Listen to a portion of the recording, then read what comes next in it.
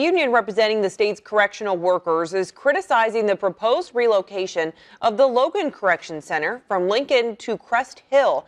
But Lincoln residents want that prison to stay. Liz Lape now with details on a report and what residents are concerned about. Liz. In March, state officials announced plans to tear down and rebuild the women's prison, calling the building inefficient, ineffective, and unsuitable for any population. Another report suggests building the new prison near Chicago instead. Lincoln residents say they are concerned.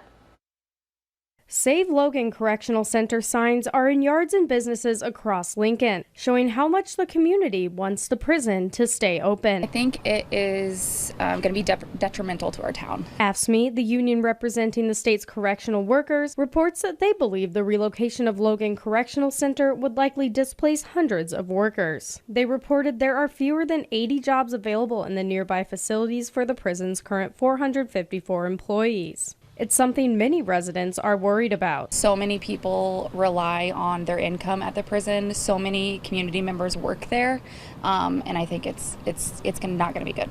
The report states the relocation could disrupt correctional operations and destabilize other facilities, and says it would hurt inmates and their families. The prison houses more than 1,000 female inmates. I think a lot of people have already relocated here, and to force them into relocating somewhere else, I don't think is very fair. Moving it north is going to create problems for the families that want to visit.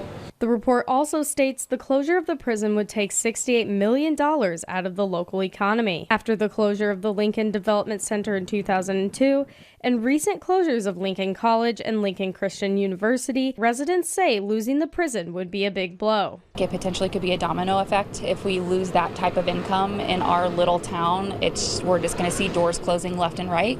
And it's making it hard for small business owners to try to stand out because they don't have the support of the town. Lincoln Mayor Tracy Welch says he urges the governor to reject IDOC's proposal to close the prison, and he supports AFSCME on their position. The union report says the relocation could happen over the next 3 to 5 years.